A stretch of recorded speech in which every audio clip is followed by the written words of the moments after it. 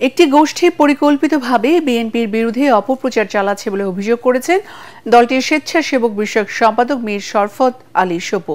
মুন্সিগঞ্জের সিরাজদি খানে রাষ্ট্র সংস্কারে বিএনপি ঘোষিত ৩১ দফা প্রস্তাবনা নিয়ে কর্মশালায় তিনি কাদা ছোড়াছুড়ি না করে দেশ গঠনে ঐক্যবদ্ধভাবে বিএনপির সাথে কাজ করার আহ্বান জানান।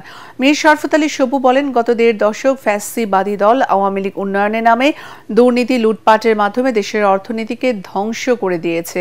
তিনি বলেন, বিএনপি জনগণের ভোটে রাষ্ট্র পরিচালনার দায়িত্ব পেলে জনগণের প্রত্যাশা অনুযায়ী দেশ পরিচালনা করবে।